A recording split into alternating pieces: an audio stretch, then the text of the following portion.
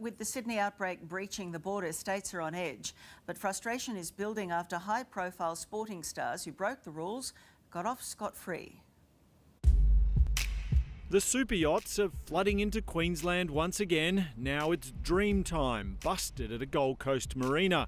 On board was wealthy CEO Jeremy Young, setting sail from Sydney, who'd previously posted videos about staying safe in the pandemic. Once again, stay safe. Adamus's heart goes out to you if you've been affected by this in a negative way. That didn't stop him heading straight to the Wallabies test in Brisbane after arriving in Queensland last week. His plans for a COVID-free holiday have now been sunk. He and 3 others on board fined over $4,000 each and thrown into hotel quarantine. We do not want people coming here breaking the law. It is extremely disappointing to see that happen. But 2 high-profile Sydney jockeys got off far more lightly. Hugh Bowman and James McDonald were caught on camera at the Port Douglas Toad races 12 days ago. They were on day 8 of a 14-day stay-at-home direction, but Queensland Police initially deemed there were no breaches detected and no further action was being taken. Queensland Police media has since issued an updated statement saying the jockeys were unaware of the retrospective stay-at-home direction. Police issued a warning and advised them to either isolate in their hotel until July 8 or directly leave Queensland. Shadow Minister for Health, Ros Bates. There's one rule for the rich and famous and sporting teams and one rule for everyone else. We raised the issue with the Premier at today's press conference. Why aren't stay-at-home orders being enforced and penalised when it comes to high-profile sports stars? Yeah, well, they're actually ringing and making sure people are, where possible, they should be staying in their, whether it's an apartment or whether it's in their home.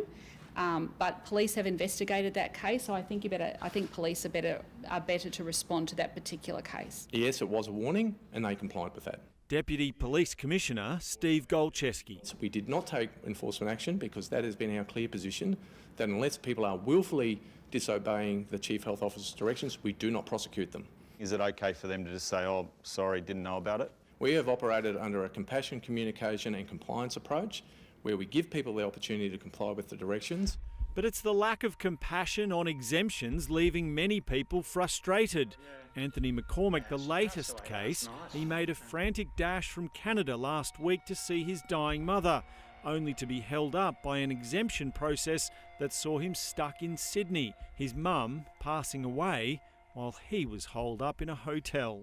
I see hundreds of people who have been, trying to get exemptions, trying to do the right things. It's just tragic. NRL players are the latest beneficiaries of a quarantine-free trip into Queensland, with 400 players arriving from Sydney this week to ensure the competition stays afloat. The public seem to be getting pretty sick of concessions being made for celebrities and sports stars.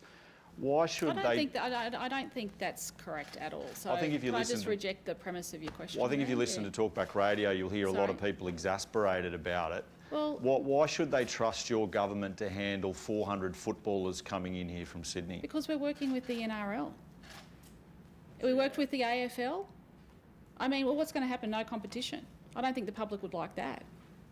So they've got to abide by the rules, and there'll be strict penalties if they fail. Now, the Premier needs to understand that people are affected by this, and when they see a different rule for celebrities and sporting stars as opposed to their own beloved relatives, then of course they get upset.